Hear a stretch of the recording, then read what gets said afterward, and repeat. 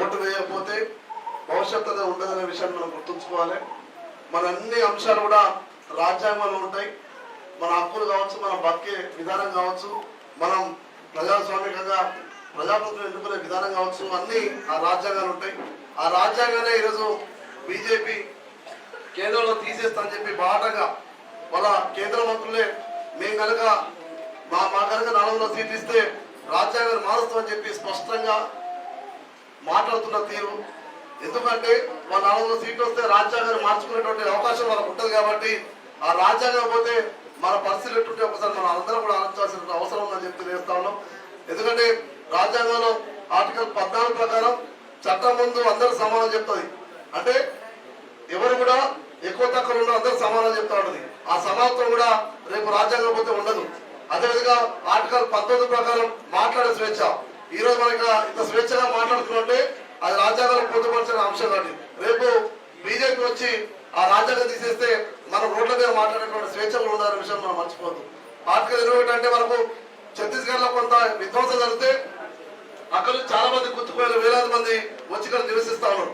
మనకడ కరువు వచ్చినప్పుడు మనం భీమండి సూరత్ లో పోయి బతుకుతా ఉన్నాం. అంటే ఈ దేశంలో పౌరులు ఎక్కడ పోయినా కూడా నివసించాలని చెప్పి ఆర్టికల్ 21 చెప్తా ఉంది. అంటే ఆ నివసించే స్వేచ్ఛను కూడా మనం కోల్పోయేటువంటి పరిస్థితి ఏర్పడుతుంది. కాబట్టి దయచేసి అంతేకాకుండా ఆర్టికల్ 20 ప్రకారం మత స్వేచ్ఛ ఉంటుంది.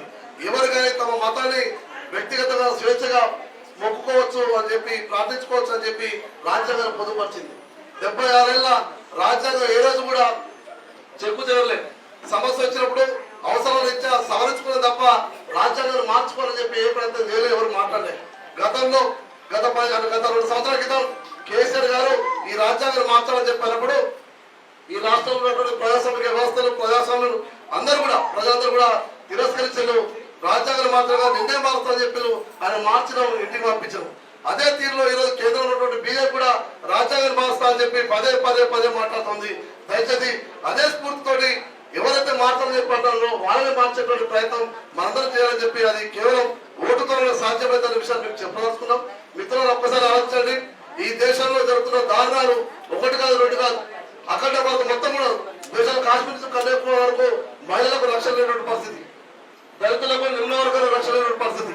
మణిపూర్ లో స్త్రీని వ్యవస్థ చేసి పరిమాణం తీసుకుపోయి తీసుకుపోతా అంటే ఈ సమాజం ప్రపంచం మొత్తం కూడా వేలెత్తు చూపించింది. అయ్యో భారతదేశంలో ఒక మహిళను వ్యవస్థ చేసి కొడతానని చెప్పి బాధపడ్డారు. కానీ ఈ దేశ ప్రధాని ఈ దేశానికి కాపాడాల్సినటువంటి బాధ్యత ఉన్నటువంటి ఒక వ్యక్తి కనీసం ఆ ప్రాంతంలో ఇప్పటి పోయి చూడకపోగా ఓట్ల కోసం ఈరోజు మన దగ్గరకు వచ్చి అడుగుతాను.